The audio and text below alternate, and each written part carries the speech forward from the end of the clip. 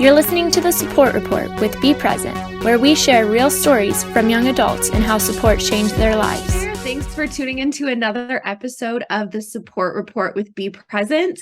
We are Be Present, and I'm your host, Kiara Riga. Today, I am joined by my co-host, Justin Peters. How are you, Kiara? I'm not too bad. How about you? I'm doing great. I'm glad that we flipped the script there. I usually lead things off, I feel like, and then you come and do the guest bio, but I like the mix up. It feels right. It feels right. It's pretty fun to switch it up sometime. Should I introduce who else is on the call with us right now? Absolutely. Yes. I'm really excited for our guest today. Yeah, me too. Friend of Be Present organization, Richard Lee Tai is joining us on the podcast today. Who's Richard? Richard is a community builder, connection coach, and founder of Excuses to Connect. Excuses to Connect focuses on making more meaningful connections with both yourself and others. By going to excusestoconnect.com, you can find Richard's TEDx talk, podcast, coaching service, and resource hub, which has some of his favorite books, articles, podcasts, and more, all related to connection. Richard, welcome to the podcast. Yeah, it's an honor to be on the show. I'm excited to chat with both of you. Yeah, we're also super excited. I feel like a really good place to start is a word that I stumbled across on your website that I definitely been having the feeling of or the thoughts around this word, but never really had a succinct word to encapsulate all of this. Sonder is the word S-O-N-D-E-R. I don't know if you pronounce it differently, but can you explain a little bit around what that word is? Yes. So I did not coin it, but I can tell you where it originates from. So there's a blog/YouTube channel called The Dictionary of Obscure Sorrows. And so the goal of that is to create words to describe parts of human experience that don't have words for them yet. And one of the most popular ones is Sonder. So it's the realization that everyone's living a life as complex and vivid as your own. It's a word that resonates with me because you sort of realize everyone you pass by, you see in the grocery store or at a coffee shop, they all have these rich, complex stories. And it's just a matter of breaking the ice and seeing what their story's like. A lot of your mission entirely is kind of like breaking these lines a little bit and, getting strangers introduced to themselves so that they're no longer strangers and they're acquaintances or friends, or maybe even deeper than that. Excuses to Connect is your coaching service, podcast, media hub, all kinds of things. And I want to get to that. I want to ask you a bunch of questions about connection. But first, like every good coach, you have gone through the struggles that you coach around. So I'd love it if you could bring us back to moving to university and, the feelings thereafter of loneliness and sorrow. And then I know you had a bit of an aha moment there related to a project. So if you can give us that storyline, feel free to take as much time as you want on this. Yeah, definitely. Definitely what I'm doing now is not what I expected to be doing. I'm sure as a 5-year-old kid, I'd think to myself, I'd be doing a TEDx talk and podcasting and doing connection stuff. But definitely what you're referring to is I was born and raised in Calgary, which is a city in Canada. And then I had moved to a different city to go to university. And I needed to start from scratch because I didn't know anyone there. And I think that's a experience that lots of people have in terms of when you move to a new city or you start a new job or just any sort of major life transition forces you to reestablish your social connections. It sort of just disrupts your whole network. And so when I arrived there, I was surrounded by lots of people. I was with hundreds of people in my lecture halls. I also lived in residence, so I physically lived with lots of other people on my floor. But there's this feeling that I still didn't quite fit in. And that mainly came down to not feeling like I had the same depth of relationships compared to my friends and family members who I've known for years back in Calgary. And so for the first while there, I did feel quite lonely. And I think especially it was made worse because I would browse social media a lot. And on social media, you see your friends post about all their fun experiences and all these adventures they're having. And I think to myself, oh, I'm missing out. I feel left out. Or it felt like, okay, they figured it out and maybe I'm doing something wrong or there's something wrong with me. And so I carried that thought for quite a while until I had had an idea to start a project. So I'm very inspired by a project in New York called Humans of New York. And this was started by someone named Brandon Stanton, who's a photographer. And he had this idea, what if he just approaches strangers, listens and gets their story, and then he posts about them online. So he has a caption and a photo that goes with it. And this simple idea, it ties back to Sonder, where it's like all these strangers have these rich, complex stories, and people are really fascinated with them because it just shows that people have, the whole range of human experiences, from extreme joy to like sorrow. And it just painted this very like holistic and human picture. And so it ended up sparking a lot of other similar projects across the world where it's like humans of insert location. And so I had the idea, okay, I checked online to see if there was one that existed for the University of Lethbridge, and there wasn't. And I had the idea, like, what if I started? I could do it. I have some interest in photography and writing and getting to know people. And so I did. I just started with interviewing people I already knew. Like I reached out to them, pitched this idea, asked if, they'd have an hour of time they could spare for me to chat with them. And they did. And that just sort of snowballed from there. And one of the significant shifts I had is I did end up interviewing some people who I thought were, very well connected. They had figured it all out. They were well known in the university community. And I asked them what their first year experience was like. And they, to my surprise, also said, I had a hard time making friends. I felt left out. I didn't feel like I belonged. I felt lonely. And it just sort of triggered in my head. It's like, oh, they're saying the exact same things I was going through. And it was then I had that shift where I realized really wasn't anything wrong with me, and also I wasn't alone in feeling lonely. It's just that there's not enough conversations and awareness around it, so I felt shame and stigma. And so nowadays it's really important for me to normalize conversations around this, because it's normal. Everyone experiences loneliness to some extent, and the more we talk about it, I think the more solutions there could be, so people can feel less lonely and more connected. Yeah, I was reading an article, like a New York Post from like, I don't know, 2017 or 2018. So it's a little bit dated by this time, but they ran a survey. And honestly, I would assume the survey results would probably even lean more towards this direction nowadays, especially now that COVID came about and so many people have been isolated over the last couple of years. But they mentioned that adults reported that 45% of them felt lonely or isolated. Almost 1 in 2 people, like half of people, have this sense of loneliness that they carry around with them. But like you, I have been lonely, lots of different times, especially my first time moving to a new city. I moved to San Diego and I felt very alone and isolated and in that situation. And I never really came forward and talked about it because, like you as well, I had some shame around it. And I didn't really realize that anybody else felt lonely. I thought it was just me, especially being in a new city.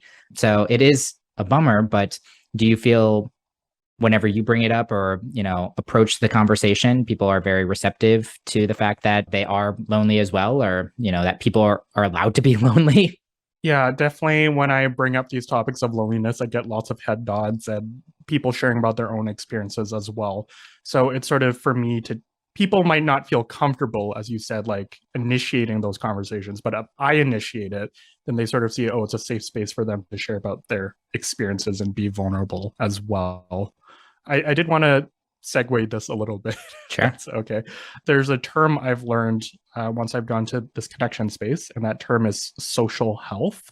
So if you think about physical health and mental health, I think there's quite a lot of awareness and education around it now, like, around your nutrition and exercise and going to mental health professionals.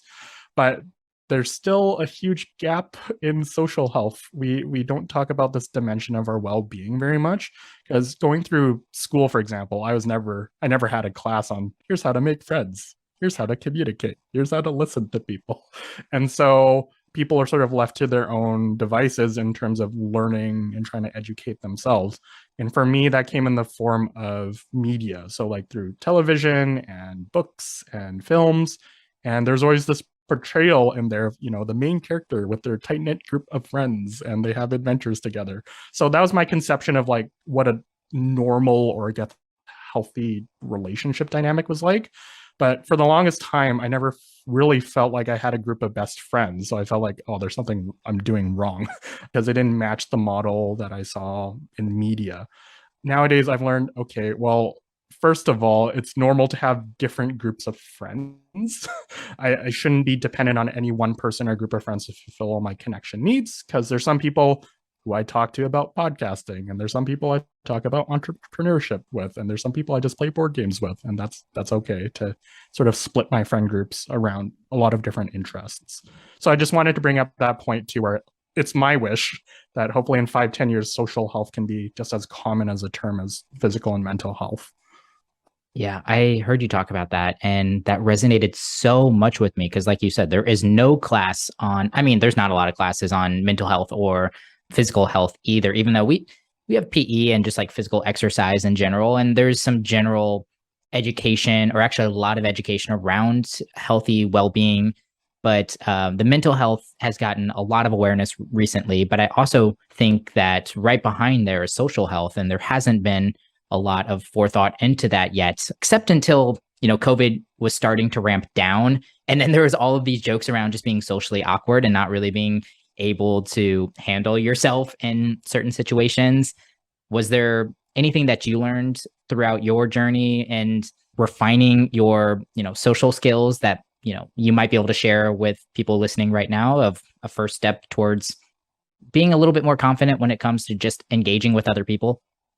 I think I would start with the premise that it's a skill. It's social skills, and skills can be practiced. It's just like exercising muscle. And so I like to start with that premise because I think there might be people, myself included, who thought like, oh, I'm just permanently socially awkward. I'm never going to be able to change it because it's a part of who I am. Whereas if I view it from a lens of skills, it's like, well, riding a bike or learning how to learning an instrument. So it's practicable is the thing. And if you don't exercise it, you sort of lose muscle. And that's what you're sort of describing with the collective experience we had with COVID. We're coming out of it. Everyone's social skills are sort of rusty just because we haven't been in person with in large groups of people and so on. So starting with that, but also I would also bring up the point that just to be kind and gentle to yourself as well, because I think a large barrier for people is that they get too much in their heads of analyzing how their conversations are going or wondering what is the other person thinking of me and all that, when in reality it's usually not that. I think we tend to catastrophize in our head and think things are worse than they actually are, when really I think other people are also self-conscious about themselves. They're not really thinking about you. Agreed. Kiara, let me pull you in. You've been a little quiet for a couple minutes here too. What about your situation? I don't remember if we talked about it. I don't know if you've moved to a new city, but I'm guessing entering the cancer community might have felt a little isolating and lonely at times as well. Anything resonate that Richard shared over the last couple minutes? Going through cancer is one of the most isolating things, and it's so hard to describe it, right? Because you wake up one day and you get a phone call, and all of a sudden your body's not the body that you had before. It changes your mind, and it changed all of my social interactions. And so trying to figure out navigating friendships that I've had forever, that now they're trying to make a new friend with their old friend that they've known for 15 years. I had a lot of issues, and with a lot of my friends, we would kind of get into it because I think about things differently now than I used to. And so nobody knows how to communicate with me. And I don't know that I necessarily know how to communicate with them when our values and our, not values, but priorities are so different now, right? So I think a lot of it really translates to the cancer experience as well.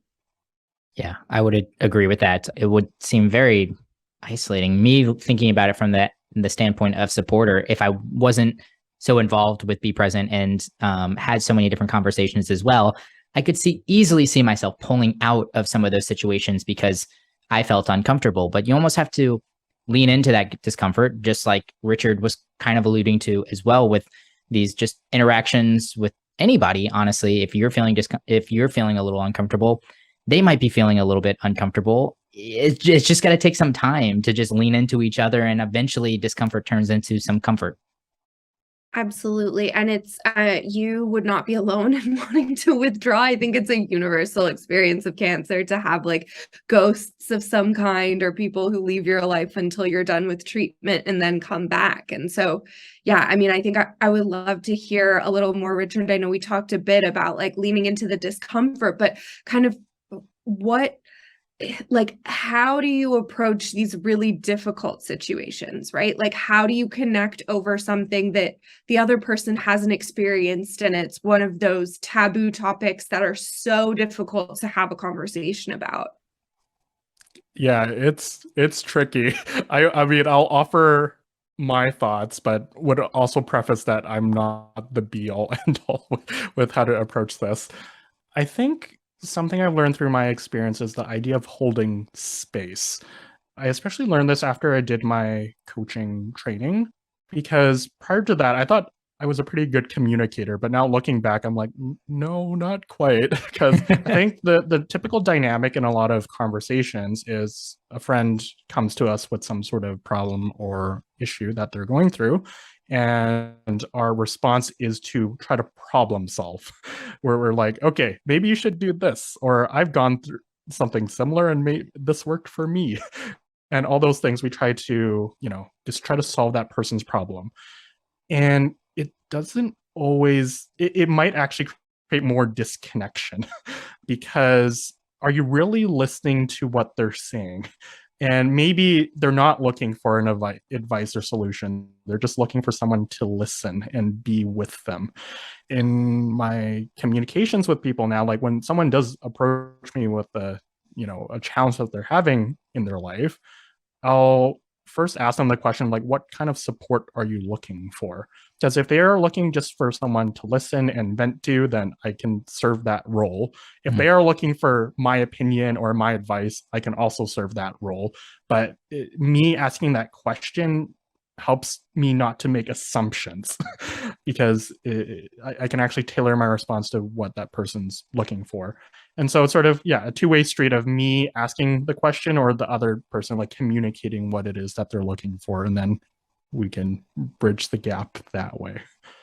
And I think that's such a huge thing. Like I've started with some of my friends who are like, have always been the problem solvers. Like sometimes I just want to talk to them because they're my oldest friends and they're someone I want to talk to about these things, but I cannot deal with another, like try to problem solve something that you've never experienced. Right. And so I will open the conversation with like, hey, something crappy just happened. Can I vent to you? And that, like, just that sentence alone has like improved our communication and connection so much more because they know what I'm looking for out of the conversation. And so it doesn't turn into butting heads because we've both assumed different things. Yeah. And I want to go back on another thing that you were talking about, Richard, which is social health is a learned skill. And I know you have this concept of this fear ladder. It's similar to like if I was talking about learning the skill of soccer, I wouldn't thrust somebody into a professional soccer game. I would maybe invite them or encourage them to check out a more low-key like pickup game. Similar to learning social skills, you probably don't want to thrust yourself into a networking event with, a bunch of really intimidating situations, but more so dial it down on this fear ladder to like a 1 or a 2, like asking somebody what time it is or saying hello to a stranger on your walk, something like that. Do I have the fear ladder down? And do you want to expand or elaborate on that anymore? Yeah, thanks for bringing that up. This is actually a tool I learned from my therapist that I had in university. And so what Justin is describing is, imagine there's a ladder which has all the different rungs of the ladder, and your goal is at the top of it. For each different rung, it's associated with a different fear rating or fear level. So let's just say on a scale of 1 to 10. And let's say my goal is, to be more socially confident. Everyone's going to have like different actions will have a different level of fear for people, because as if I just tell someone, hey, just approach a random stranger on the street and start a conversation with them, I think that's pretty high for most people's fear ladder on like 8 or 9, because it's just way beyond what they're accustomed to. It's way too out of their comfort zone for them to actually take action. But instead, if I frame the question as what's the 1 out of 10 on your ladder, what's something that's slightly outside of your comfort zone, but that still feels doable and is still working you towards your goal, then you can practice that step until you have expanded your comfort zone, and then you can do the 2 out of 10 and 3 out of 10. And just to give a concrete example, there's someone I've worked with before where they describe their 1 out of 10 as like messaging one of their best friends and just asking them for coffee. And because it's someone they have already built trust and rapport with, they know almost for certain they're not going to reject them, but it's still helping them to practice or exercise their social muscle. And so, yeah, it's a helpful tool for people to find an action that's appropriate to where they're at in terms of their own social confidence. We're thinking of this from a cancer supporter's perspective. Like let's say their ultimate goal is to be there kind of every step of the way for their friend while they're going through this unimaginable thing. What does that fear ladder look like there? Like what could be a good first step, I'm thinking, for the listeners here to kind of get started? I would say it does depend on each person, and they can ask themselves that question. But I know, for example, Be Present has a lot of resources and information through your social media and on your website. So it might be a matter first of just educating yourself so you know how to approach conversations around this. And I think education will help with seeing how to approach these conversations, because maybe talking with whoever the person that's going through cancer might feel too uncomfortable for them at that point. Whereas consuming a resource like listening to a podcast or reading about a book or reading an article is a safer, more comfortable way for them to develop language to use or some practicable steps that they can take. Speaking of resources, I'm going to shove a transition in here on this too. You have a lot of really cool resources on your website as well. I'm guessing this is just kind of like a Richard's favorite list. You have, I mentioned some books and some podcasts, games and different things like that. Is there, can you talk on 1 or 2 of the resources that you pointed out on your website, which once again is excusestoconnect.com? One of those that are one of your favorites to recommend to people, and why so? Yeah, Richard's favorite list. I've never heard it put that way. But yes, obviously, because I'm very passionate about this connection space, there's lots of other people here too, of researchers and practitioners and app creators, so which are all different ways of excuses to connect. So I wanted to compile those. I'm trying to think what might be the most valuable. I can tell you one of my favorites, Sure. and this might give you some time to think. I saw you do this event, and it led me to want to go and get the resource as well, but it's those Spark cards. I think it's a Seek Discomfort product as well. They're connection cards, essentially, that have questions on them. You had a really cool event. I don't think this was the blindfolded event, was it? That was a different event? Yeah. Okay. But there's, I think a lot of people create some of these cards, but they're essentially cue cards where you can ask people. And the great thing about it is if you start running out of things to talk about, you just pick up another card.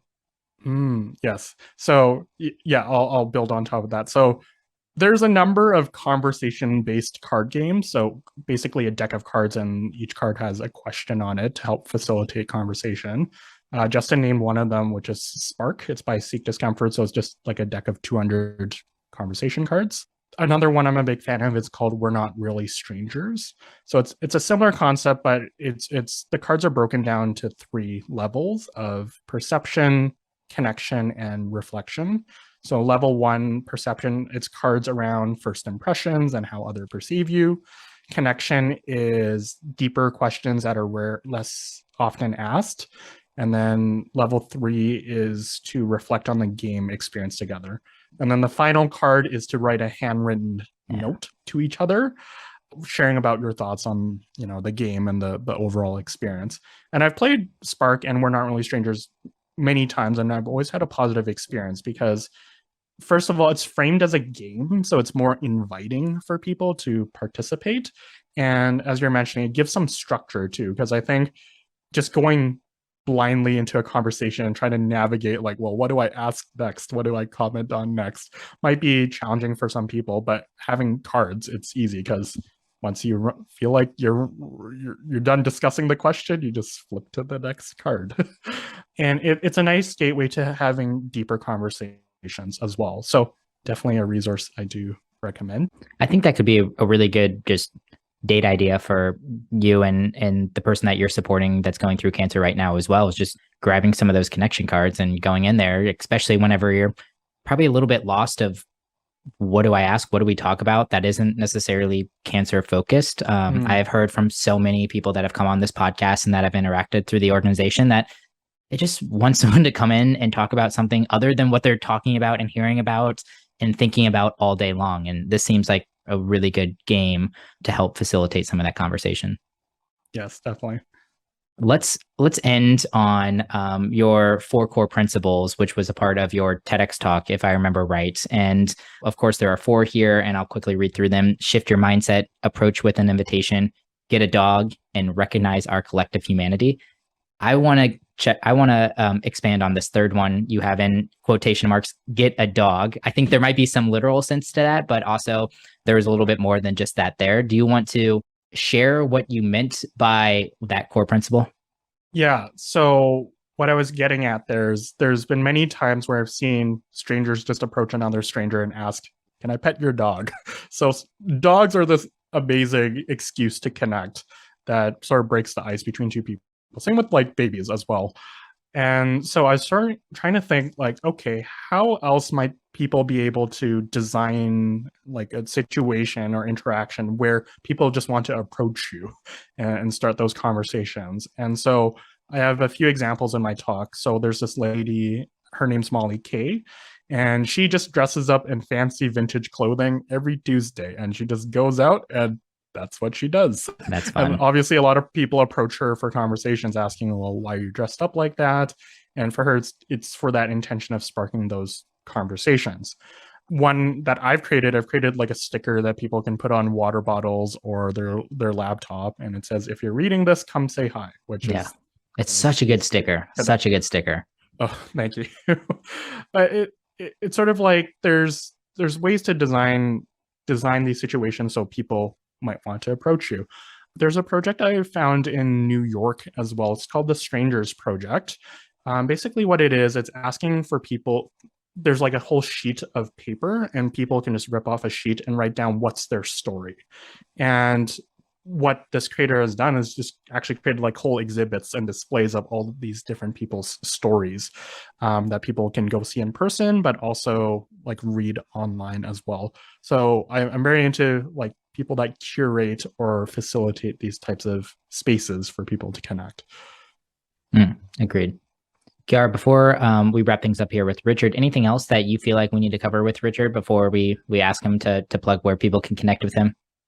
No, I think this was a really great start for how to kind of connect through cancer stuff and beyond cancer stuff. I'll say like the conversation starter games are so much fun. When I met up with the Be Present team in San Diego, we played table topics.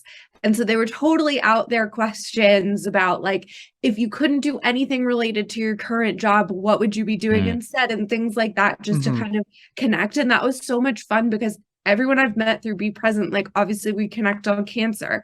And so that's really what we talk about. And so it was such a cool way to kind of connect on something different. So definitely agreed with that one. And I think there's a lot here that we've talked about that can really relate to supporting someone through cancer.